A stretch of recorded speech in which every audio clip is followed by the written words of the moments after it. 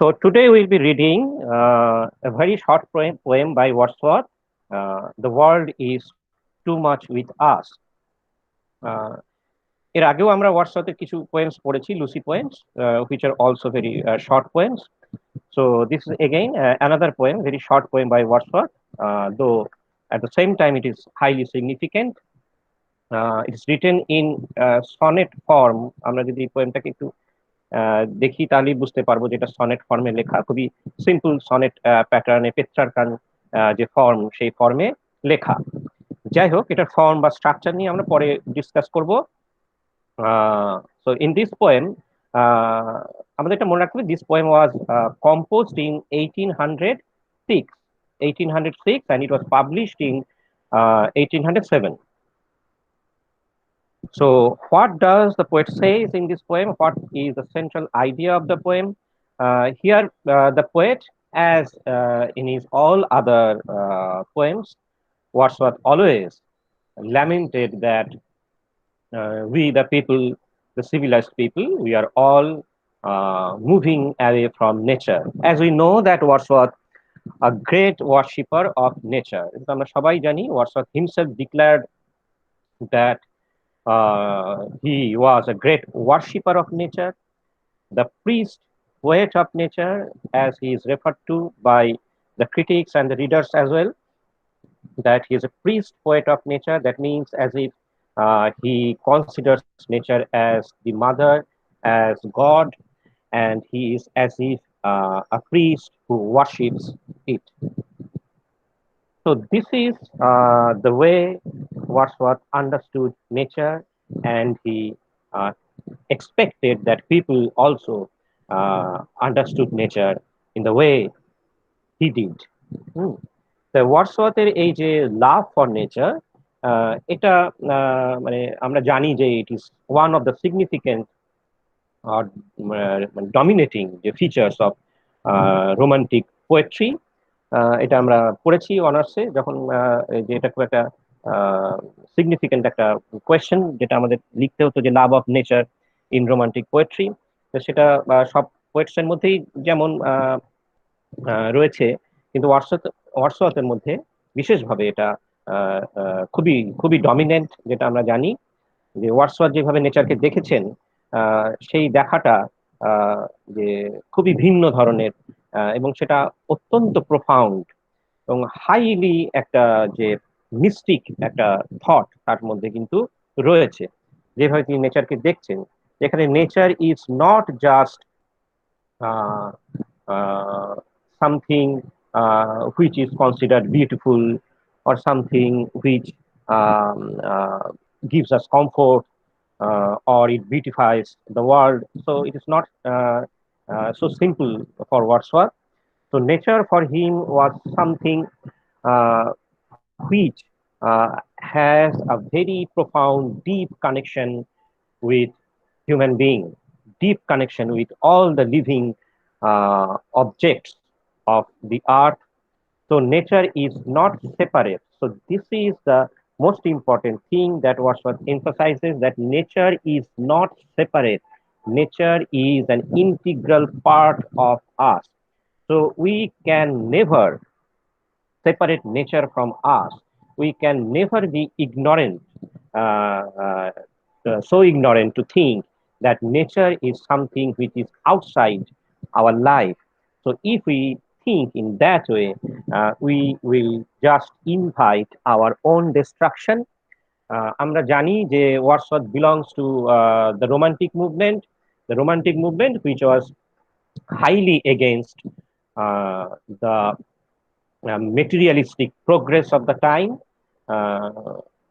যেটা আমরা এর আগের যেটা আমরা দেখেছি হচ্ছে যে যেটাকে আমরা বলি যে এজ অফ এনলাইটেনমেন্ট, 18th সেঞ্চুরিতে যেই নিওক্লাসিক্যাল এজে আমরা দেখেছিলাম যে যেখানে reason was given much more importance than emotion. যুক্তি নির্ভর একটা যুগ ছিল তার আগে, যেটারও বিরোধিতা রোমান্টিক মুভমেন্টে তৈরি হয়েছিল, যেখানে emotion was given much more importance than rational faculty or reason or logic. যেটা আমরা জানি যে ওয়ার্ডসওয়ার্থের লেখার মধ্যে তার প্রিফেসে বা যে কোলরিজের যে বায়োগ্রাফিয়াল লিটারেচার, সেখানেও তিনি এই কথাগুলো বারবার বলেছেন যে যেখানে ইমাজিনেশন অ্যান্ড ইমোশন যেগুলোকেও কিন্তু বলা হয়েছে যে দে আর অলসো ভেরি সিগনিফিকেন্ট, যে ফ্যাকাল্টি টু রিয়ালাইজ ট্রুথ। সত্যকে দর্শন করতে গেলে সবসময় শুধু যুক্তি দিয়েই যে সত্যকে জানা যায় তা নয়, কল্পনা এবং আবেগ এই দুটোরও কিন্তু প্রয়োজন সত্য দর্শনের ক্ষেত্রে। সেটাও কিন্তু রোমান্টিক মুভমেন্টের একটা বড় দিক। এবং রোমান্টিক এজের পরেই আমরা জানি Victorian age, and Victorian age was marked by material progress. তাহলে এখানে কিন্তু এই কনফ্লিক্টটা আমরা দেখব যে যে মাইন্ড অ্যান্ড ম্যাটারের যে কনফ্লিক্ট, যে তুমি মনকে বেশি গুরুত্ব দেবে না ম্যাটারকে, বস্তু জগৎকে বেশি গুরুত্ব দেবে। সিভিলাইজেশন বলতে আমরা যেটা বুঝি, মানে টিপিক্যালি যেটা ওয়েস্টার্ন সিভিলাইজেশন, তো western civilization is marked by its obsession with matter. Obsession with matter মানে বস্তু জগৎ মেটেরিয়াল প্রোগ্রেস যেটাকে আমরা বলি, the world of materiality. So that is given much more importance, and that is considered to be the only truth of life. তাই material progress যত বেশি হবে তত মানুষ এগোবে, মানুষ তত সভ্য হবে। এটাই হচ্ছে ওয়েস্টার্ন ফিলোসফির একটা দিক, and which was proved false in the modern age, যেটা আমরা দেখেছি যে সেটা অন্য কথা, যেটা আমরা স্ট্রেঞ্জ মিটিং করতে গিয়েও আলোচনা করেছি। তাহলে এই যে কনফ্লিক্টটা, যেটা আমরা এই এই পোয়েমের মধ্যে দেখবো, যেটা ওয়ার্ডসওয়ার্থের পোয়েট্রির মধ্যেও রয়েছে, এবং সব পোয়েট্রির মধ্যে রয়েছে, এবং এই পোয়েমটার মধ্যেও যে ভীষণভাবে রয়েছে। যাই হোক, আমরা এবার পোয়েমটা শুরু করি এবং মাঝে মাঝে সুযোগ বুঝে এই বিষয়টাকে আরেকটু আমরা ডিটেইলে আলোচনা করব। যাই হোক, যে to begin with, we'll focus on the title of the poem, "The World is Too Much with Us." So a very যে কি বলা যেতে পারে, যে যে এই টাইটেলটা যে আমাদের কাছে মিনিংটা খুবই অবস্কিওর মনে হতে পারে, যে ঠিক কি বলতে চাইছেন পোয়েট এই কথাটার মধ্যে দিয়ে, the world is too much with আস। তা এখানে প্রথমে আমাদের বুঝতে হবে দ্য ওয়ার্ল্ড বলতে এখানে কি বলা হয়েছে। দ্য ওয়ার্ল্ড বলতে যেটা একটু আগে বললাম, the materialistic world, material progress, the world which is obsessed with material progress, the world which is obsessed with matter। বুঝে গেল? বস্তু জগৎ যেটাকে আমরা বলি, এই বস্তু জগৎটা কি হচ্ছে, the world is too much with us, so we are too much engaged, engrossed, obsessed with the world. The world means the mundane world, that is the material world, the uh, the world, everyday world, as it is lived by the common people uh, who are uh, engrossed with luxury, material progress, gaining material values, এগুলো নিয়ে আমরা সবসময় ব্যস্ত থাকি। তো সেটাই বলা হচ্ছে, the world is too much with us, late and soon. So world is too much with us, we are obsessed with material progress of late, that is at present time, and in future we'll also do the same thing. So this is the problem with human civilization, that they think that civilization means worldly progress, only worldly progress. So mundane world, যেটা mundane world যে progress, that is typically material progress, that actually signifies civilization. So this is the one of the destructive misconception which guides our life. কি হচ্ছে যে late and soon, getting and spending. So we spend our life uh, in our pursuit of getting and spending. So getting means gaining worldly things, that is gaining material things, uh, all kinds of material luxury and comfort, So we are all engaged with that, busy with that, getting and spending. So here, spending refers to wasting, wasting all valuable energies, all valuable things which are uh, which are there in nature. So we are destroying nature.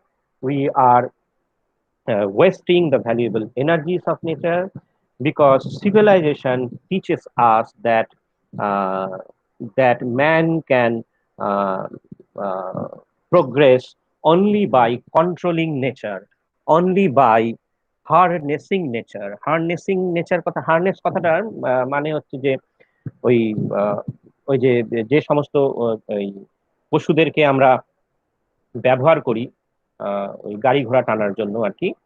সেখানে কি হয় যে যে ওদেরকে আমরা যে বেঁধে রাখি যেটা দিয়ে, সেটাকে হারনেস বলা হয়। তাহলে কোনো কিছুকে কন্ট্রোল করা, তাহলে যে গাড়ি চালায় সে ওই অ্যানিমেলটার উপরে তার কন্ট্রোল থাকে, কারণ সেই অ্যানিমেলটা সে নিজের মতন চলতে পারে না। So we think that if we can control nature, only then we can become civilized. So this is the very the destructive kind of misconception that Wordsworth here exposes, যে নেচারকে আমরা কন্ট্রোল করতে পারি না। So this is a misconception that you can only progress by harnessing nature, that is utilizing nature for your own benefit. Uh, Human being has no power to control nature fully. So we must understand the deepest connection that we have with nature. So this is the most important thing that we have forgotten. So Wordsworth tries to make us remind. So it's a kind of warning that we should know or realize our deep connection with nature. So we cannot waste its energy or utilize it for our own benefit without any thoughts, যেটা আমরা এখন করে আসছি, যে নেচারকে আমরা নিজেদের সম্পত্তি ভেবে নিয়েছি এবং সেটাকে নিজের ইচ্ছে মতন আমরা ব্যবহার করছি। ক্যাপিটালিস্ট ওয়ার্ল্ড সে কিভাবে নেচারকে ধ্বংস করছে সেটা আমরা দেখছি। যেগুলো নিদর্শন তো আমরা পাই আর কি। কিছুদিন আগেও সেই নিদর্শন আমরা পেয়েছি যে অ্যামাজন ফরেস্টে তারা আগুন ধরিয়ে দিয়েছে, যে শুধুমাত্র সেখানকার যে খনিজ দ্রব্যগুলোকে আহ ব্যবহার করার জন্য। তাহলে ক্যাপিটালিস্ট পাওয়ার যে প্রতিনিয়ত নেচারকে ধ্বংস করছে, এবং সেটাকেই আমরা প্রোগ্রেসের একটা বড় দিক বলে ধরে নিচ্ছি। So this is our most horrible kind of misconception that we cherish আর নারিশ। এবং আজকের যে পোস্ট কোভিড-19 যে এজে আমরা বুঝতে পারছি যে যে কত যে হরিবল হতে পারে, যে নেচার নেচার যদি বদলা নেয়, নেচার যদি রিভেঞ্জ নেয়, সেটা কতটা ভয়ঙ্কর হতে পারে, যে human being has no power to stand against nature's revenge. আমরা পারবো না কখনো। So getting and spending, we lay waste our powers. So we are wasting our valuable energies. We are wasting the valuable energies of nature only to get material যে objects, material luxury. Little we see in nature that is ours. এই কথাটা খুব simple কিন্তু খুব মারাত্মক, যে কি বলছেন যে little we see in nature that is hour, যে নেচার আওয়ার্স। নেচারের মধ্যে আমরা এমন কিছু দেখতে পাই না যেটাকে আমাদের মনে হয় যে এটা আমার, মানে আমাদেরই। আমাদেরই মানে এই নয় যে ওটা আমার সম্পত্তি, এই কথা তিনি বলছেন না, যে একটা ফুলকে দেখলাম ভালো লাগলো আর ফুলটা ছিঁড়ে নিলাম, তা নয়। কিন্তু যেই জিনিসটাকে সত্যিকারেরই আমার মনে হয়, তাহলে সেই জিনিসটাকে আমি নিজের স্বার্থে ব্যবহার করতে পারবো না কখনোই। So this is the true love for nature, or true love in any sense. যে যেটাকে আমি ভালোবাসি তাকে কখনোই আমি আমার নিজের স্বার্থে ব্যবহার করতে পারি না। কিন্তু আমরা বলি যে আমরা প্রকৃতিকে ভালোবাসি, কিন্তু প্রকৃতিকে সবচেয়ে বেশি আমরা নিজের স্বার্থে ব্যবহার করি। ওই আই লাভ চিকেনের মতো। So little we see in nature what is ours. So this is the ignorance uh, uh, that uh, that completely যে covers our যে vision, যে কি বলছে যে we can never see or realize that nature is not something outside. Nature is actually an extension of ourselves. So little we see in nature that is ours. এখানে একটা যে যেটাকে বলে থিওরি অফ করেসপন্ডেন্স। করেসপন্ডেন্স মানে হচ্ছে যোগাযোগ, connection, communication. হুম, ওই করেসপন্ডেন্সে যেমন আমরা পড়াশোনা করি সেরকম আর কি, যে দূর থেকে যে যোগাযোগ। তা একটা এরকম একটি দর্শন আছে যেটাকে থিওরি অফ করেসপন্ডেন্স বলা হয়। যে একজন জার্মান ফিলোসফার আছেন স্পিনোজা, হয়তো আমরা এই নামটা শুনে থাকবো। স্পিনোজার এই কনসেপ্টটা রয়েছে, যেখানে স্পিনোজা বলছেন আর কি যে এই যে ডিপ কানেকশন যেটা আমাদের কিন্তু যে নেচারের সঙ্গে সমস্ত কিছুর মধ্যে একটা কানেকশন রয়েছে, এবং সেই কানেকশনটাকে আমাদের যে রিয়ালাইজ করতে হবে, যেটাকে বলা হয় যে একটা ডিপ হারমোনি। হুম, যে in this world there is differences only in appearances. বুঝে গেল? তাহলে আমাদের চারপাশে যা কিছু আছে সবকিছুই আমাদের মনে হয় যে আলাদা, একটা একটা থেকে আলাদা, আমি সবার থেকে আলাদা। এই যে আলাদা মনে হচ্ছে কেন? যে I can only C the appearances. হ্যাঁ, যে আমি শুধু অ্যাপিয়ারেন্স গুলো দেখছি, যেহেতু অ্যাপিয়ারেন্স গুলো দেখছি, তার ফলে আমার মনে হচ্ছে যে সবকিছুই আলাদা, যেহেতু আমার মধ্যে সেই প্রফাউন্ড আন্ডারস্ট্যান্ডিং নেই।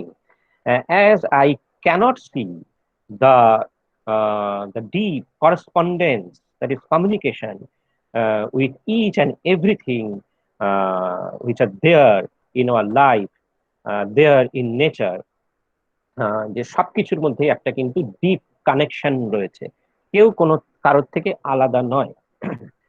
এই প্রফাউন্ড আন্ডারস্ট্যান্ডিং যেটাকে বলা হচ্ছে যে থিওরি অফ করেসপন্ডেন্স, যেটা এই আইডিয়াটা যেটা ভীষণ রকম ভাবে আমরা দেখবো যে রোমান্টিক পোয়েট্রির মধ্যে রয়েছে, এবং টেগরের পোয়েট্রির মধ্যে, টেগরের গানের মধ্যে কিন্তু এটা ভীষণ রকম ভাবে রয়েছে, এই বারবার এটাকে রিয়ালাইজ করা, তাই না?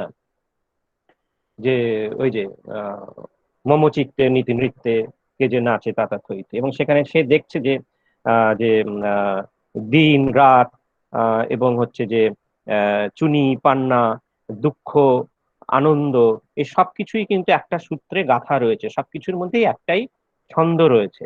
এবং যখন সেই ছন্দটাকে রিয়ালাইজ করছে, এবং এই যখনই রিয়েলাইজেশনটা হচ্ছে, তখন তার মধ্যে কি হচ্ছে, একটা যে কি বলে, একটা অপূর্ব আনন্দ তার মধ্যে তৈরি হচ্ছে, তাই না? যে যখন বলছে কি আনন্দ দিবারাত্রি, নাচে মুক্তি নাচে বন্ধ, মুক্তিও রয়েছে আবার বন্ধনও রয়েছে। হ্যাঁ, এই সবকিছুই রয়েছে, এবং এই রিয়ালাইজেশনটাই কিন্তু তোমাকে কি করবে, যে it will provide you the true sense of joy. যতক্ষণ তুমি এই ডিফারেন্সেস গুলো দেখবে, মানে অ্যাপিয়ারেন্সেস গুলো দেখবে, ততক্ষণ কিন্তু তুমি প্রকৃতপক্ষে হ্যাপি হতে পারবে না।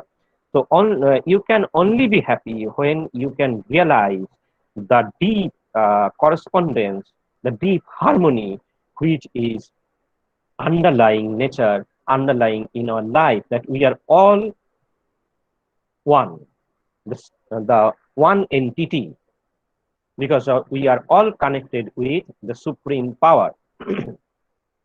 তাহলে কি হচ্ছে যে এই রিয়ালাইজেশনটা কিন্তু এখানে এই পোয়েমটাতে ভীষণ রকম ইম্পর্টেন্ট।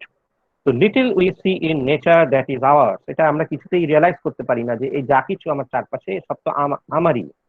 আমারই মানে এটা কিন্তু কোনো অহংকার নয়। হ্যাঁ, আমারই মানে হচ্ছে যে আমি এর একটা অংশ, এবং যা কিছু আছে এই সব কিছুর মধ্যে আমিও রয়েছি। আমি কিন্তু আলাদা নই, মানে অন্যরাও আলাদা নয়, মানে প্রকৃতিও যেমন আমার থেকে আলাদা নয়, আমিও প্রকৃতি থেকে আলাদা নই, আমিও এর একটা অংশ। বুঝা গেল? যে আমিও যে মানে পেয়েছি মোর স্থান। বুঝা গেল? যে এর মধ্যে আমিও আমার স্থান পেয়েছি, এবং তাই বিস্ময়ে মোর জাগে জাগে আমার প্রাণ, যেটা আমরা বলে থাকি। যে গানটার টেগরের বিখ্যাত গান। বুঝা গেল? প্রচুর গানের মধ্যে এটা রয়েছে, এই রিয়েলাইজেশনটা। বোঝা গেল? তাহলে little we see in nature that is hours, we have given our hearts away. So this is another important thing that we have completely forgotten, that there is something which is called heart, which is called emotion, which is called mind, because we are so much obsessed with the matter. So we have given our hearts away, and we think that it is a boon, that is, it is a blessing of civilization, the progress of science and technology. So we think that with the progress of science and technology, we can overcome all the problems of life. But this is a very wrong concept. যেটা এখনো আমরা বলি যে সাহিত্য পড়ে কি হবে, কবিতা পড়ে কি হবে, আহ, যে আহ, যে সায়েন্স পড়তে হবে, টেকনোলজি পড়তে হবে, এগুলো সব এই বিষয়গুলোকে এখন যত দিন যাচ্ছে সেগুলোকে আমরা কি করছি যে ভীষণ সেকেন্ডারি যে সাবজেক্ট হিসেবে মনে করছি। কিন্তু ভবিষ্যতে আবার এমন একটা সময় আসবে যে আমরা রিয়ালাইজ করব যে এই সাবজেক্টস গুলোর ইম্পর্টেন্সটা কোথায়। তাহলে we have given our hearts away, এবং এটা কি হচ্ছে একটা সর্ডিড বুন। So we think that it is a বুন, এটা একটা আশীর্বাদ হিসেবে দেখি যে দ্যাট ইজ আ বুন অফ মডার্ন সিভিলাইজেশন, যে the boon of science and technology, that we have learned the art of controlling nature, যে আমি I am the most secure, যে আমি এত নিরাপদে রয়েছি, আমার আর কোনো রকম ক্ষতি হওয়ার সম্ভাবনা নেই। হ্যাঁ, so will just enter my room and close the door and everything at my hand, there is nothing to disturb me, disturb my peace. এই যে একটা ধারণা মডার্ন সিভিলাইজেশন, সেটা বলা হচ্ছে যে এটাকে আমরা একটা বুন মনে করছি, এটা একটা আশীর্বাদ, but this is a kind of sordid বুন, এ কার্সেড বুন। So this kind of blessing is actually a curse, একটা অভিশাপ, যেটা আজকে আমরা দেখছি যে আমরা মনে করি চার দেওয়ালের মধ্যে আছি, খুব ভালো আছি, কিন্তু এখন আমরা আমরা একটা যন্ত্রণায় ভুগছি যে ঘর থেকে বেরোতে পারলে ভালো লাগে আর কি। So sordid boon, the sea that bears her bosom to the moon. Now the poet will present each and every object of nature as something which is as if living, যেন তার একটা প্রাণ রয়েছে, এত প্রাণবন্ত, মানে আহ, যে কোনো কিছুই কিন্তু এই জগতে যে লাইফলেস নয়। আমরা যেভাবে ডিভাইড করি living objects, non living objects, ব্যাপারটা অত সহজ নয়। হুম, রেশনালি চিন্তা করলে, সাইন্টিফিক্যালি চিন্তা করলে একরকম, কিন্তু তুমি যদি ইমোশনালি চিন্তা করো, তাহলে দেখবে যে even non living objects can also have a life, তাদের একটা জীবন থাকতে পারে, তাই না? ওই যে অযান্ত্রিক সিনেমায় আমরা দেখেছি, তাই না, যন্ত্র কিন্তু অযান্ত্রিক, মানে সে মানে সে জীবন্ত হয়ে যাচ্ছে। একটা যন্ত্র কিভাবে জীবন্ত হয়ে যাচ্ছে, একটা গাড়ি, সেই গাড়িটাকে কখনোই তার মনে হচ্ছে না যে এটা একটা গাড়ি, তার মনে হচ্ছে যে মানে এটা তার জন্য একটা আরেকটি সঙ্গী তার। তাহলে কখনোই এটা হতে পারে না যে আমরা যেভাবে সবকিছুকে এই যে ক্লাসিফাই করি, হ্যাঁ, লিভিং নন লিভিং, তাহলে এখানে দেখা যাচ্ছে পোয়েট কিন্তু পার্সনিফাই করছেন যে দ্য সি কে, the sea that bares her bosom, the sea কে এখানে হার হিসেবে তিনি অ্যাড্রেস করছেন। So it refers to as if the sea is beloved of the moon, and the sea is trying to seduce the moon by bearing her bosom. হ্যাঁ, তাহলে এখানে কি হচ্ছে যে আহ, যেখানে কি হচ্ছে যে আমরা দেখছি যে পোয়েট কিভাবে রিয়েলাইজ করছেন নেচারকে, যে each and every objects of nature are taking a kind of mysterious যে form to the poet. The কি হচ্ছে যে the sea that bears her bosom to the moon. So this is a kind of understanding nature. So nature appears to him something so alive. The nature bears her bosom to the moon. The winds that will be howling at all hours are and are upgathered now, like sleeping flowers. So winds are upgathered. Winds are upgathered, that is, they are all assembled together at night. They're all assembling together and they are now staying like sleeping flowers. But on the next day, they will howl all the way. হুম এই যে আরেকটি realisation, যেখানে মনে হচ্ছে যেন বাতাস সে এখন থমকে আছে, চুপ করে আছে, যে ঘুমন্ত ফুলের মতন। কিন্তু এরপরেই সে আবার দিনের বেলা সে জাগবে এবং it will blow to all corners, making beautiful noises. This is another kind of realization. And are upgathered now like sleeping flowers. For these, for everything, we are out of tune. So we are out of tune. We are out of the harmony that is lying in nature.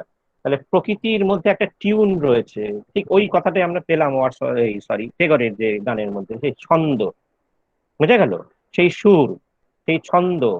তাহলে সেই সুরের সঙ্গে সুর মেলাতে আমরা অপরাগ হয়ে গেছি, আমরা এতই ইগনোরেন্ট হয়ে গেছি যে সেই সুরের সঙ্গে আর সুর মেলাতে পারছি না। মেলাতে গেলেই সেটা বেসুরো হয়ে যাচ্ছে, তাল কেটে যাচ্ছে, বুঝা গেল। তাহলে এই ছন্দের সঙ্গে ছন্দ মেলানো, সুরের সঙ্গে সুর মেলানো, এটাকেই কি বলা হয়? যে হারমোনি। তাই তো, বিভিন্ন রকমের যে যন্ত্র থাকে, নানান রকমের যে ইনস্ট্রুমেন্ট থাকে, কিন্তু সেই ইনস্ট্রুমেন্ট গুলো যে যা খুশি রকম ভাবে বাজালে তো সেটা আর যে কোনো ফাইন মিউজিক্যাল কোনো যে ক্রিয়েশন কিছু হবে না। হয়তো এক একটা ইনস্ট্রুমেন্ট এক এক স্কেলে বাঁধা রয়েছে, তাহলে কি হবে যে ওটা বাজালে খুবই বেসুরো লাগবে।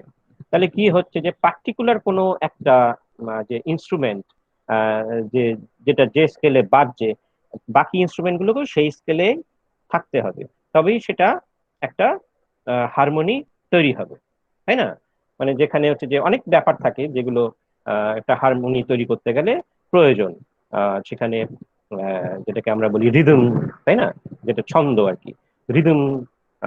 আরো যেটা আমরা যারা মিউজিক নিয়ে চর্চা করি জানি যে সেখানে স্কেল, রিদম, বিট, এই সব কিছুই কিন্তু একটা সংযোগ থাকতে হবে, না হলে সেটা কখনোই একটা সুটেবল কিছু তৈরি হবে না। ঠিক একই রকম ভাবে যে প্রকৃতির সঙ্গে, প্রকৃতির মধ্যে যে ছন্দটা রয়েছে, সেই ছন্দটাকে আমাদের ধরতে হবে, কিন্তু আমরা সেটা যেহেতু ধরতে পারছি না, so everything seems quite separate from us.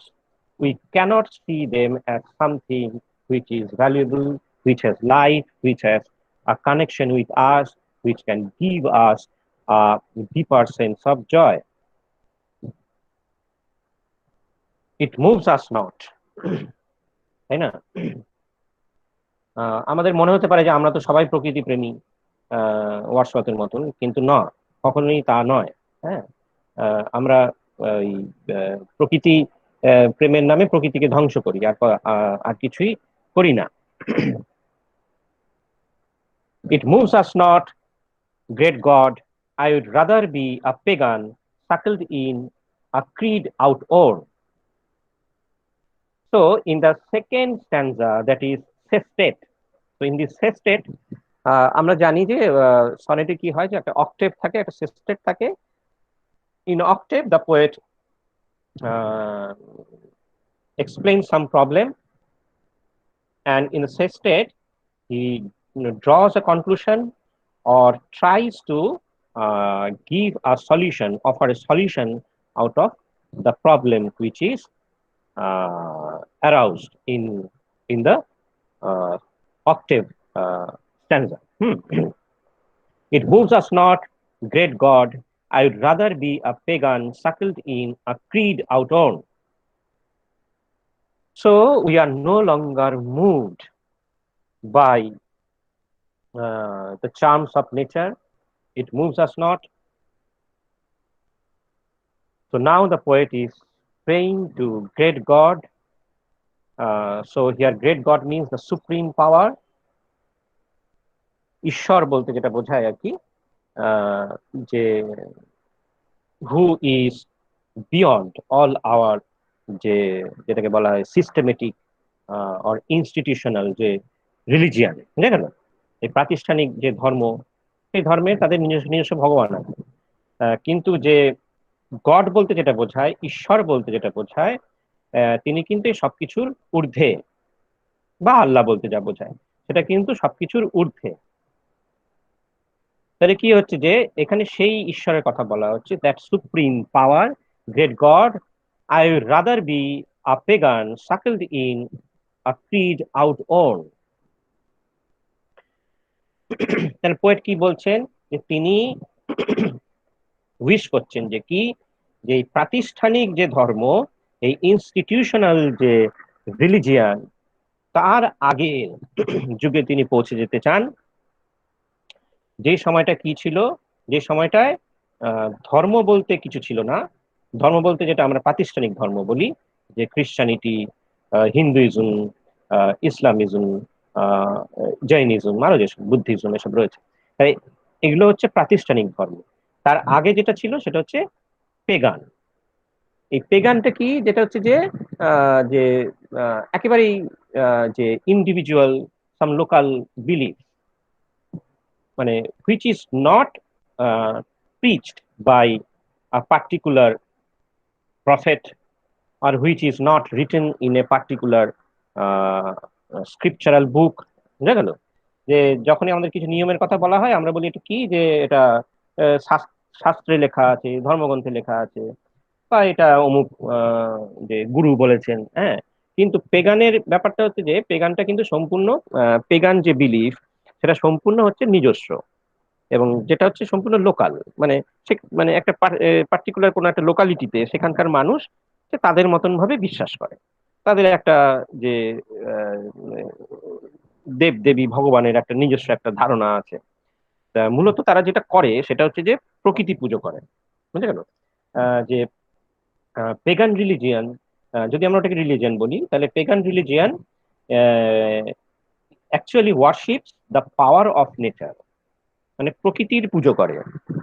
প্রকৃতির পুজো করে এই কারণেই, because people of that time they are scared of যে different destructive aspects of nature. হ্যাঁ, এই ঝড় বৃষ্টি ভূমিকম্প, এই নানা রকম যেগুলো প্রকৃতির নানান ধরনের যে ফেনোমেনা, এগুলো যেহেতু তাদের মধ্যে ভয় তৈরি করতো, সেই কারণে তারা এগুলোকে ভয়ে ওয়ার্শিপ করতো। বুঝা গেল? তাহলে এটা হচ্ছে কিন্তু মানে পেগান কালচার। হুম, পেগান কালচারে কিন্তু এটাই ছিল। এটা কালচার বললে বেশি ভালো হয়, রিলিজিয়ান সে অর্থে নয়। তাহলে পেগান কালচারে আমরা দেখব যে they use to worship nature, the powers of nature, and that's why Wordsworth says that the pagan people, they are more close to nature, because they worshipped nature, the powers of nature.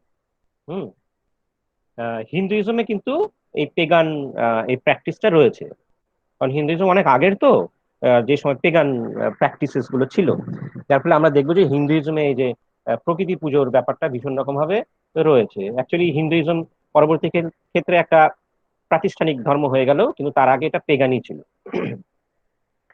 তাই যাই হোক, that's why the poet is যে wishes to return back to the world of paganism, the pagan world. এবার এখানে কি হচ্ছে যে আহ, যে ক্রিশ্চিয়ানিটি এবং পেগানিজম, এই দুটোর মধ্যে কিন্তু একটা কনফ্লিক্ট রয়েছে। Because Christianity believe in a god, believe in god, believe in god that is the supreme পাওয়ার, যে একটি ঈশ্বর, একজনই ঈশ্বর। বুঝে গেল? আর কোনো দেব দেবী ভগবান বলে কিছু নেই। কিন্তু পেগান যে কালচারে, পেগান কালচারে কি হচ্ছে, দেয়ার আর নিউমেরাস গডস অ্যান্ড গডেসেস। বুঝে গেল? যেটাকে আমরা স্মল লেটারে লিখি, স্মল লেটারে, স্মল জি, যেটা গড হয়, তার আবার ম্যাসকুলিন ফেমিনিন জেন্ডার হয়, গড, গডেসেস, গডেস। আবার এটার প্লুরাল ফর্ম হয় গডস, গডেসেস। কিন্তু যেটা আমরা ক্যাপিটালে লিখি, জি ও ডি, সেই গডটা কিন্তু তার কোনো ম্যাসকুলিন ফেমিনিন জেন্ডার হয় না, তার কোনো প্লুরাল ফর্মও হয় না, because it is consider to be a supreme পাওয়ার। বুঝে গেল? এবং সে কিন্তু জেন্ডার নিউট্রাল, কিন্তু ঈশ্বর বললে আমরা তাকে সাধারণত পুরুষ হিসেবে কল্পনা করি। এটা মানে আমাদের একটা পিতৃতান্ত্রিক ভাবনা আর কি। কিন্তু ঈশ্বর কিন্তু যে মানে জেন্ডার নিউট্রাল। হ্যাঁ, তো যাই হোক, আহ, এখানে তিনি পোয়েট কি করছেন, তাহলে তিনি এমন একটি প্র্যাকটিসের কথা বলছেন, এমন একটি কালচারের কথা বলছেন হুইচ কমপ্লিটলি গোজ এগেনস্ট খ্রিস্টান কনভেনশন। বুঝা গেল? তাহলে এই যে খ্রিস্টানিটির মধ্যে পেগানিজমকে নিয়ে আসা, এটা এক ধরনের যেটাকে বলা হয় যে কাইন্ড অফ ব্লাসফেমি। হুম, এটা অন্যায়, এটা করা যায় না। বুঝা গেল? যে খ্রিস্টানিটির মধ্যে পেগানিজম আনা যায় না। তাহলে যে সমস্ত গডস এবং গডেসের কথা আমরা যেগুলো সাধারণত ওয়েস্টার্ন লিটারেচারে যেগুলো পড়ে থাকি, সেগুলো কিন্তু অ্যাকচুয়ালি পেগান গডস অ্যান্ড গডেস, সেটা আমাদের বুঝতে হবে। হ্যাঁ, কারণ খ্রিস্টানিটিতে কিন্তু কোনো গডস গডেসের কোনো কনসেপ্ট নেই, বা ইসলামিজমের নেই, হিন্দুইজমে আছে। তাহলে কি হচ্ছে, তিনি কি বলছেন, I would rather be a pagan suckled in a creed outworn. তো সাকলড ইন, এখানে সাকল কথাটা ইউজ করছেন কেন, যে here it gives or presents the image of a child who is being breastfed, who is being breastfed. তো আহ, এখানে poet কি বলছেন যে he wants to unlearn all the things that civilization taught him. So he wants to be as pure as a child, as innocent as a child. So pagan people, they were innocent people and they worship nature. So he wants to be that innocent. Suckled in a creed, here creed কথাটা তিনি use করছেন, religion কথাটা বলছেন না, এখানে Creed ওয়ার্ডটা use করছেন, যেটা কি হচ্ছে যে this word is very significant because it suggest that the culture of the pagan world was very primitive, very primitive. যদি প্রিমিটিভ শব্দটাকে আমরা যে একটু নেগেটিভ সেন্সে দেখি, কিন্তু ওয়ার্ডস এখানে তা দেখছেন না। তো primitive means it is original. Primitive means it is original. It is original because it is uh, it was driven by the instincts, emotion, and not too much obsessed with or overpowered by reason, logic, empirical science. বুঝা গেল? তাহলে কি হচ্ছে যে সেই জন্য এটাকে তিনি বলছেন যে Creed, so A kind of Creed or system or a culture. Hmm, culture কথাটা একটু সমস্যাজনক, কারণ কালচার বলতে আমরা বুঝি যে আম, যে যে সিভিলাইজড আর কি। হ্যাঁ, যে অনেক বেশি পড়াশুনো করেছে, যে যে অনেক বেশি উম, যে ম্যানার্স শিখেছে, তাকে আমরা কালচার মনে করি। হ্যাঁ, সেই কারণে ওয়ার্ডস এখানে কালচার শব্দটা ইউজ করেনি, তিনি ক্রিড ওয়ার্ডটা ইউজ করেছেন। এর ফলে এই শব্দটা ব্যবহারটা কিন্তু খুব সচেতন। তো suckled in a creed outworn. So a creed that the poet wants to follow is now outworn, which is completely rejected by human world, human civilization. So it has become outworn, outdated. So no one is following it. So pagan suckled in a creed outworn. So might I, standing on this pleasant lea, lea ওয়ার্ডটা আমরা আগে পেয়েছি Lucy পোয়েমসে, তাই না? তো standing on this pleasant lea, so the poet is now standing or staying in close association with nature, have gleams that would make me less forlorn. ফরলোন এই ওয়ার্ডটা, এটাও সিগনিফিকেন্ট, যে Wordsworth used to think that if you can realize your deep association with nature, you can never feel that you are forlorn. You will never suffer from a sense of separation, isolation. বুঝা গেল? যে ওয়ার্ডসওয়ার্থের যে daffodils পোয়েমটায় আমরা যেরকম পড়েছি, তাই না? ওয়ার্ডসওয়ার্থের এরকম মনে হতো যে when he was in the city life, তাই না? সেখানে তিনি কি বলছেন যে যে যে সিটি লাইফে কি হচ্ছে, যে যে many things which disturb his mind and he felt very lonely. তখন কি হয় যে অ্যাট দ্যাট টাইম, তখন কি হয় যে he he recollects his beautiful memory with daffodils, তাই না? তিনি ওটা মনে করেন, তাই না? এবং তখন কি হয় যে his heart dances with the daffodils. হ্যাঁ, যে once he is reminded of his beautiful memory with nature, beautiful memory with the daffodils. Uh, at once his heart lifts with joy and it starts dancing with the daffodils. So this is a kind of magical thing that happens uh, when he is in close association with nature, or when he can recollect his beautiful memories with nature.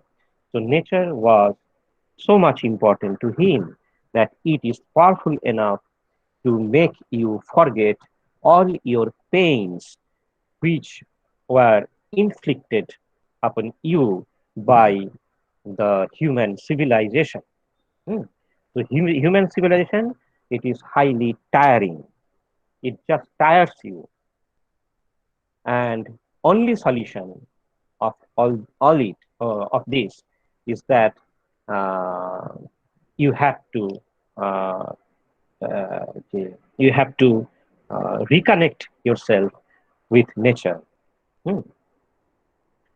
Uh, Standing on this pleasantly, have glimpses that would make me less forlorn, have sight of Proteus. So now the poet is having a kind of vision. He sees that Proteus, Proteus is an ancient sea god, sight of Proteus rising from the sea. So the sea god is rising from the sea. So it is a kind of vision. Or here, old Triton blow his wreathed horn. So old Triton, who is Triton? Triton is again another sea god. So he could see the sea gods rising from the sea. So as if he feels as if he immediately reached the world of paganism by the power of his imagination. So, by the power of imagination, you can recreate anything. হ্যাঁ, যেটা আমরা কোলরিজের পোয়েট্রির মধ্যে পেয়েছি। হ্যাঁ, যে he can build a castle instantly by the power of his imagination. হুম, তো সেরকম আর কি সেই ইমাজিনেটিভ পাওয়ার, তাই না? যেটা আমরা টেগরের লেখার মধ্যে পেয়েছি, ডাকঘর কবিতায়, এই সরি, ডাকঘর নাটকে আমরা পেয়েছি, তাই না? এই কমল যেমন আর কি কল্পনার মাধ্যমে সে যে কোনো জায়গায় পৌঁছে যেত, এমনকি দেখতেও পেত। So Proteus and Triton, these two sea gods, he sees that the sea gods are rising from the sea. Or here, old Triton blow his wreathed horn. So Triton is blowing his wreathed horn. Wreathed means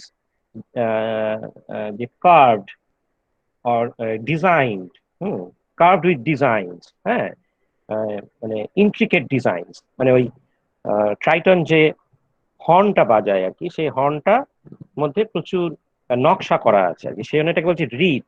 এমনি রিত কথাটার মানে হচ্ছে garland, কিন্তু এখানে garland নয়, এখানে রিত horn means যে ইন্ট্রিকেটলি ফ্যাশনড or অর্নেট।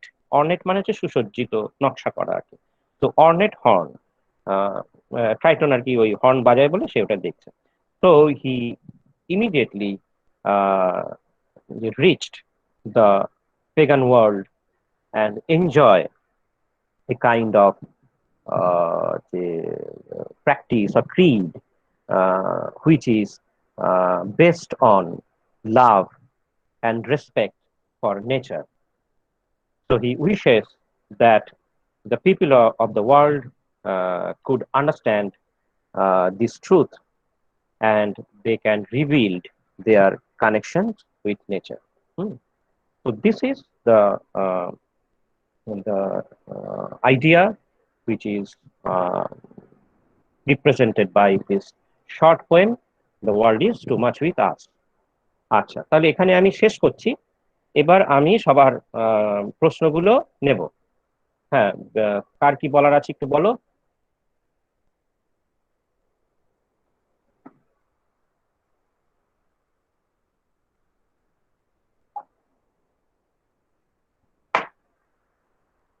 হ্যাঁ বলো, রিয়াকশনস গুলো নেই।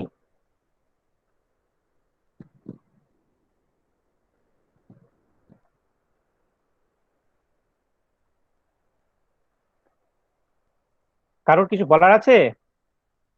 স্যার লাস্ট লাইনটা আরেকবার বলুন।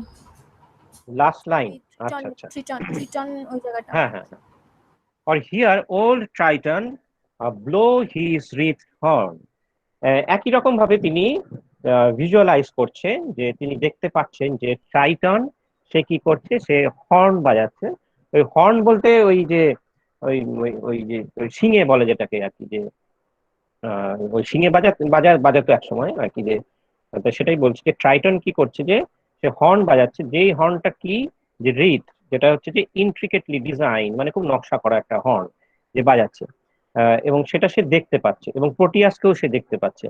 এবং এই যে দেখতে পাওয়াটার মানেই হচ্ছে যে সে ওই জগতে পৌঁছে গেছে, সে ওই পেগান ওয়ার্ল্ডে সে পৌঁছে গেছে, এবং সেটাকে সে যে উপভোগ করছে। বুঝা গেল? হ্যাঁ, মানে এখানে কি ওই নেচারেরই সাইট অ্যান্ড সাউন্ড এটা বুঝিয়েছে তো?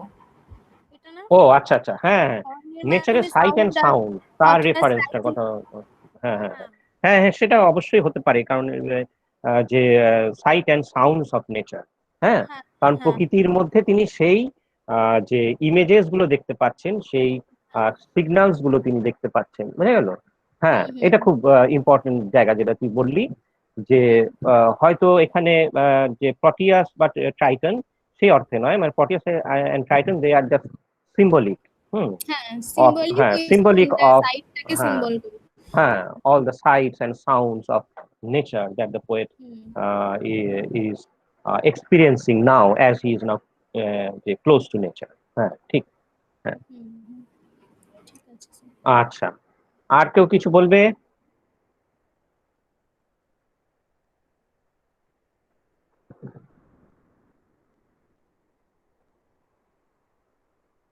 স্যার হুম, ওই লাইনটা একটু বলে দেবেন, little we see in nature করে। হ্যাঁ, আহ, বলো সৌরভ, সৌরভ তো, হ্যাঁ স্যার, হ্যাঁ বলো। থার্ড লাইনটা আছে না, little we see in nature that is our. হ্যাঁ ওই হ্যাঁ, দ্যাট ইজ লাইনটা আওয়ার্স, স্যার হ্যাঁ, একবার এক্সপ্লেন করে দেবেন। ওই লাইনটা, আচ্ছা আচ্ছা, হুম।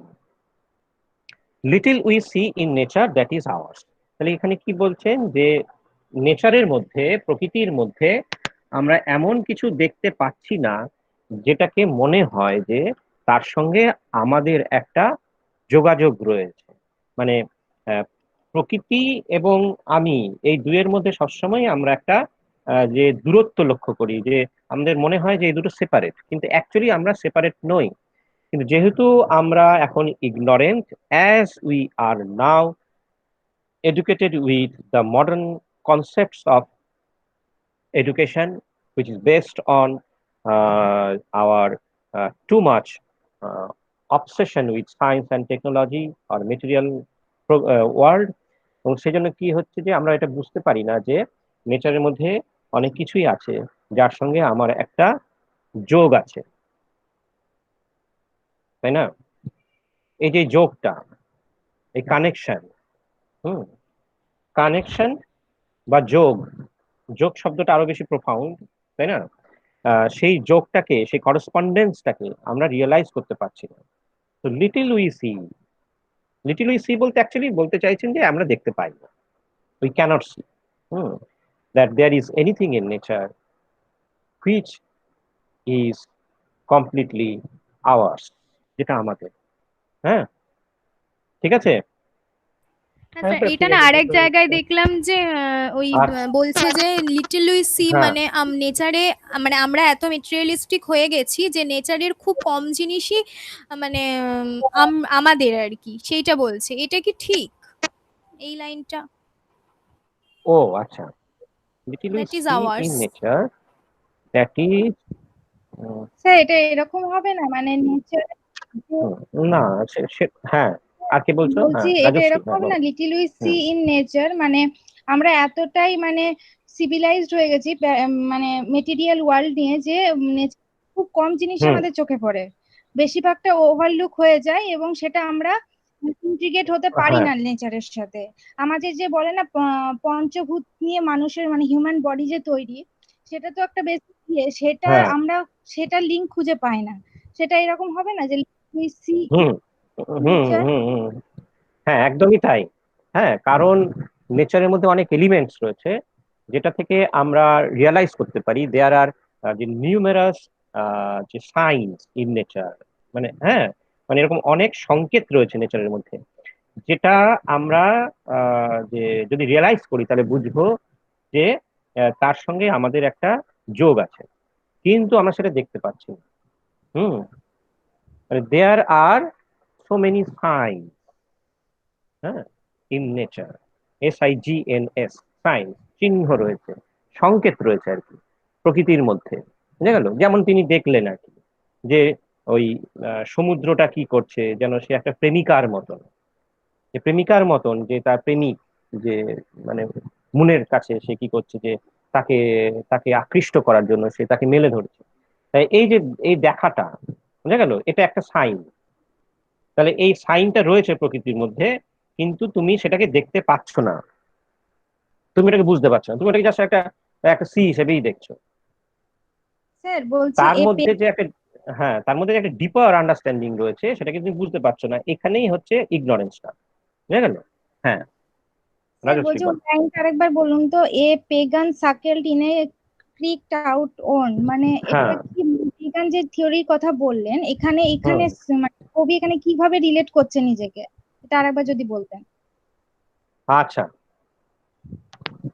হ্যাঁ, তাহলে এখানে কি বলছে যে আহ, আহ, কোথায় গেল, কোন লাইনটা বলে জানো? এ পেগান সাকেলড ইন এ ও ক্রিকড আচ্ছা, আউট হ্যাঁ, worn. Pagan circle in a creed outworn. তাহলে কি হচ্ছে যে যে একটা ক্রিড, যে এমন একটি যে প্র্যাকটিস, হ্যাঁ, বা কালচার বলা যেতে পারে শব্দটা, হুম, যে এমন একটি প্র্যাকটিস যেটা একটা সময় ছিল পেগান কালচারে, যেটা এখন আউট ওর্ন হয়ে গেছে, মানে যেটা এখন পুরনো হয়ে গেছে, বা যেটাকে আমরা রিজেক্ট করে দিয়েছি। হ্যাঁ, কিন্তু পোয়েট কি বলছেন, যে সেই যে কালচার, সেই সময়ের যে সংস্কৃতি, আমি সেটাকেই গ্রহণ করতে চাই as as a great nourishment, just like a mother's milk. বুঝা গেল? তো that is considered two be something which is the যে হুইচ ইজ দ্য জেনুইন যে সোর্স অফ আওয়ার, যে কি বলা যেতে পারে, জেনুইন সোর্স অফ আওয়ার যে যে culture, genuine source of our যে লার্নিং। সেখানে কি হচ্ছে, just like a child who suckles its mother's breast and takes nourishment from it, in the same way the poet thinks that he could, just like a child, suckle the milk of nature, hmm, which was available in the pagan world. বুঝা গেল? সেই জগতে না গেলে সেটা হবে না। এই যে this modern world which is dominated by, হ্যাঁ, যে সায়েন্স অ্যান্ড প্রোগ্রেস, সেই জগতে থেকে এটা সম্ভব নয়। বুঝা গেল? তাই তিনি স্যার কল্পনা করছেন তিনি সেই জগৎ, এবং তাকে কি করতে হবে, যে we must unlearn all the things. বুঝা গেল? সবকিছু তাকে ভুলতে হবে, তাকে শিশুর মতন সরল হতে হবে, otherwise you cannot realise those things. কারণ আমরা জানি যে ওয়াটসন মনে করতেন যে children are greater philosophers than we, হ্যাঁ, because children can see the hidden truths of nature. একটা শিশু যখন আকাশের মেঘ দেখে, তখন সে মেঘের মধ্যে যে যা দেখতে পায় আমরা কিন্তু সেটা দেখতে পাই না, তাই না? সে মেঘের মধ্যে তার ওই রূপকথার গল্পের হয়তো চরিত্রগুলোকে দেখতে পায়, কিন্তু আমরা সেটা দেখতে পাই না। তাহলে এই শিশুর যে কল্পনা, শিশু প্রকৃতিকে যেভাবে দেখে, তার দেখাটা কিন্তু অন্যরকম। তাই তিনি বারবারই কিন্তু এই কথাটা বলেছেন যে শিশুদের থেকে আমাদের যে শেখা উচিত যে how they see look at nature. আচ্ছা, হ্যাঁ সুমিতা। বন্দনা।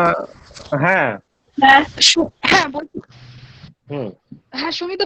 হ্যাঁ, হ্যাঁ বলো। বলছি কি, হুম। এই যে little we see in nature that is hours, এই লাইনটা না, হুম। বা তুমি যেটা বললে সেই ইন্টারপ্রিটেশনটা, মানে সেই ইন্টারপ্রিটেশনটা তো শুনলাম, কিন্তু আমার আরেকটা হুম। মনে হচ্ছে যেটা বোধহয় হ্যাঁ। আরেকজন হ্যাঁ, বলো। বলছিল, সেটা আমি একটু বলি। মানে আমি বরাবরই যখন এই কবিতাটা পড়ে এসেছি ওভাবেই আর কি বুঝে এসেছি যে little we see in nature that is hours, মানে আমি যেটা ভাবছিলাম যে yes it's true that we are intimately associated, or nature is intimately associated with us. But the thing is hmm. that the problem arises when we consider nature as our possession. And সেটাই সেই জায়গাটাতেই সমস্যা, সেখানেই বলছেন যে WhatsApp, হুম। আমার মনে হয় যে সেখানেই বলছে যে little we see in nature that is hours, that means we should not consider nature as our possession. ঠিক আছে, মানে we consider nature as our possession and spending and spoiling it like anyway, মানে সেটাই, মানে সেটা করে যাচ্ছি আমরা যখনই কোনো কিছুকে পজেস করি, হুম। তখনই আমি তো সেটা ক্ষতি করি। মানে এবং সেটাকে নেচারকে পজেস করে এই যে ইন্ডাস্ট্রিয়ালাইজেশন বা ম্যাটেরিয়াল যে অ্যাডভান্সমেন্টটা হচ্ছে, হুম। সেটা পুরোটাই ওটা ওটা কেন হচ্ছে, কারণ আমরা নেচারকে পজেস করছি। আমি মনে করছি এই গাছটা আমার বাড়ির সামনে যেটা হয়েছে এটাকে আমি কেটে ফেলতে পারি কারণ এটা আমার গাছ, কিন্তু হুম। সেটা মানে ওর তো কোনো অটোনমি নেই, গাছটা বা প্রকৃতির নিজস্ব হুম। কোনো অটোনমি আমরা স্বীকার করছি না। তো সেজন্যই আমার মনে হয় লিটল কথাটা তো নেগেটিভ সেন্সে ইউজ করা হয়, তো হুম। সেই জন্য আমার হুম। মনে হয়েছে যে little we see in nature that is ours. হুম। ঠিক আছে, মানে এই যে এত যে ঐশ্বর্য ছড়িয়ে রয়েছে সেগুলো কিন্তু সেগুলোর কিছুই প্রায় আমার নয়, সেই যে সেন্সটা আমি এইভাবে মানে ভেবে এসেছি আর কি। তুমি ও দেখো যে আচ্ছা, আচ্ছা। হ্যাঁ। বুঝতে পেরেছো আমি কি বলতে চাইলাম, হ্যাঁ, মানে বুঝতে আমি যখন। পেরেছি। হ্যাঁ, হ্যাঁ তোমার কথাটা আমি বলো বলো। বুঝতে পেরেছি। হ্যাঁ এবার হ্যাঁ। হচ্ছে যে তুমি পজিশন হিসেবে যেটা কথাটা বলছো, নেচারকে আমরা দেখছি, হুম আহ, আহ, কিন্তু আমি এটাকে একটু অন্যভাবে দেখছি। তার কারণ হচ্ছে যে আমাকে পুরো সেন্টেন্সটা যদি তুমি যদি এক্সপ্লেইন করো, little we see in nature that means we cannot see in nature, তাই তো? নেচারের মধ্যে হ্যাঁ, আমরা দেখতে সেটা পাচ্ছি তো, না। হ্যাঁ হ্যাঁ, সেটা তো খুব দেখতে পাচ্ছি মানে না। তুমি বলেছো, হ্যাঁ তাহলে হ্যাঁ। কি দেখতে পাচ্ছি না? মিস্ট্রি লিটিল আছে উই যেটা সি একটা, ইন হ্যাঁ। নেচার, তাহলে কথাটা তো কমপ্লিট হচ্ছে না। মানে তারপরে একটা আহ, তারপরে আরেকটু আমাকে এটাকে এক্সপ্লেইন করতে হবে কথাটাকে, যে little we see in nature that we cannot see in nature. তাহলে কি দেখতে পাচ্ছি না নেচারে? দ্যাট ইজ আওয়ার্স, যেটা আমাদের। হুম। এবার তুমি হুম বলছো যে that is ours means that is in our position. হুম হুম হুম হুম, হ্যাঁ। সেটা বলতে এবার চাইছি আমি। হ্যাঁ, হ্যাঁ, হ্যাঁ, মানে অবশ্যই সেই ধারণাটা পোয়েমের মধ্যে রয়েছে যে নেচারকে হুম আমরা আমাদের পজিশন হিসেবে দেখছি, হুম যেটা কখনোই নয়। যেটা আমি ওই শুরুতেই কথাটা আমি বলেছি যে নেচারকে হুম আমরা যে কি কন্ট্রোল করার চেষ্টা করছি, নেচারকে হার্নেস করার চেষ্টা করছি, মনে করছি নেচারকে আমি আমার স্বার্থে ব্যবহার করব, কারণ এটা হুম আমারই সম্পত্তি, তাই না? নেচারকে আমরা যেটা ভাবছি যে সেটা আমার প্রপার্টি, নেচার আমার জন্যই রয়েছে আর আমি তাকে আমার মতন করে ব্যবহার করব। কিন্তু সত্যটা ঠিক তার উল্টো, তা নয়, হুম, একবারই, যেটা হুম ওয়াটসঅ্যাপ বলছেন। হ্যাঁ। কিন্তু লাইনটাকে এখানে এক্সপ্লেন করতে গেলে তুমি যেভাবে বলছো সেখানে একটু প্রবলেমেটিক হতে পারে, কারণ পুরো লাইনটাকে তুমি যদি দেখো, little we see in nature that is which is ours, যে প্রকৃতির সঙ্গে এই যে ডিপ কানেকশন, সেটাকে আমরা কিন্তু রিয়ালাইজ করতে পারছি না। We cannot see anything, any science in nature by which we can see or realise that they they actually belong to us. That এখানে আওয়ার্স বলতে কিন্তু পজিশন নয়, এখানে আওয়ার্স বলতে that means that deep realisation of that correspondence hmm with nature, যে প্রকৃতির সঙ্গে যে আমাদের একটা আত্মিক যোগাযোগ, সেটা কিন্তু আমরা দেখতে পাচ্ছি না, because we are ignorant, because we have given our hearts away. হুম। ঠিক আছে। আচ্ছা আচ্ছা। আচ্ছা, বন্দনা কি বলছে দেখি। ও হ্যাঁ, ওটা তো আমি এক্সপ্লেন করেই দিয়েছি। আহ, নিবেদিতা কি বলছে, what is the basic difference between paganism and pantheism? ও আচ্ছা, আচ্ছা। হ্যাঁ, পেগানিজম তো মূলত আমরা যে মানে একটা কালচারকে আমরা রেফার করি that belongs to the world before systematic religion begins, বুঝে গেল?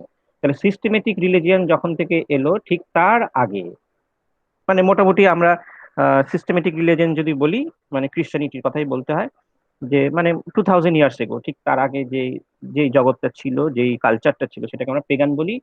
কারণ they the people of that time they use to worship nature, the powers of nature. ঠিক আছে, তো সেটাকে আমরা পেগানিজম বলছি, যে worshipping nature, the powers of nature, that is paganism. Pantheism is যে লেটার কনসেপ্ট। হ্যাঁ, মানে অনেক পরে এই ধারণাটা এসছে, যেখানে কি মনে করা হচ্ছে যে প্যান্থিজমে কি মনে করা হয় যে it's a kind of concept in which যে which pantheism is kind of a concept that is based upon the idea that যেখানে কি মনে করা হয় যে nature is actually a kind of an abstract, the supreme power, that is God. And so nature is worshipped as God. হুম, এটা হচ্ছে pantheism, যেখানে nature is thought to be something living. It's a kind of a romantic kind of realisation, understanding of nature. হ্যাঁ, যেখানে নেচারকে god হিসেবে worship করা হয়, আহ, এবং নেচারকে মনে করা হয় যেগুলো কথাগুলো এতক্ষণ বললাম, যে নেচার, যে it is a living thing, it has a deep connection with us, it is not separate from our human world. তো সেটা হচ্ছে প্যান্থিস্টিক ফিলোসফি, প্যান্থিস্টিক ফিলোসফি। হুম, যেখানে ওই হারমোনির কথাটা বলা হয়, যেখানে এই করসপন্ডেন্সের কথা বলা হয়, হ্যাঁ, যেখানে নেচারকে অ্যাজ এ মাদার তাকে কনসিভ করা হয়। তো এটা হচ্ছে প্যান্থিস্টিক ফিলোসফি। আর পেগানিজম বলতে আমরা সেই কালচারটাকে বলবো which belong to the ancient age, in which nature is nature was worshipped as, মানে নেচারকে ঠিক গড নয়, মানে যেখানে যে যে নিউমারাস যে powers of nature which are worshipped as god, বুঝে গেল? যে নেচারের যে বিভিন্ন যে আসপেক্টস গুলো, তার যে ডিস্ট্রাকটিভ যে আসপেক্টস গুলো, সেগুলোকে যে যে গডস বা গডেসেস হিসেবে সেগুলোকে ওয়ার্শিপ করা হতো। হুম, এইটাই হচ্ছে বেসিক ডিফারেন্স। মানে একটা খুব ডিপার আন্ডারস্ট্যান্ডিং রয়েছে প্যান্থিজমের মধ্যে, কিন্তু পেগানিজমের মধ্যে সেটা নেই। পেগানিজমটা হচ্ছে যেটাকে বলা হচ্ছে খুব একটা একটা ক্রুড সেন্সে, যে as the people of that time, they could not understand nature truly, so they used to worship it, যেটাকে আমরা ভয় পাই তখন তাকে পুজো করা, এই যে ব্যাপারটা আর কি। কিন্তু প্যান্থিজমের মধ্যে কিন্তু সেই অর্থে পুজো করা নয়। হ্যাঁ, যে যে ভয়ে পুজো করার ব্যাপারটা নয়, যে প্যান্থিজম হচ্ছে একটা খুব ডিপার আন্ডারস্ট্যান্ডিং, যেখানে you can realise that nature is nothing which is outside us, anything outside us. So nature has a deep, a deep sense of correspondence, এটাকে রিয়েলাইজ করাটাই হচ্ছে প্যান্থিজম। আচ্ছা, তাহলে এই হলো। হ্যাঁ, তাহলে আমাদের এই পোয়েমটা আজকে শেষ হলো। নেক্সট দিন আমরা আরেকটি নতুন টেক্সট শুরু করব। তাহলে আজকে এটুকুই থাক। Thank you all for your responses. খুব ভালো লাগলো যে এত ইন্টারাকশন হলো। আরো অনেকে যাদের রেসপন্স গুলো আমি পাচ্ছি না আর কি, সেগুলো পেলে আরো ভালো লাগবে। ঠিক আছে, আজকে তাহলে এটুকুই থাক।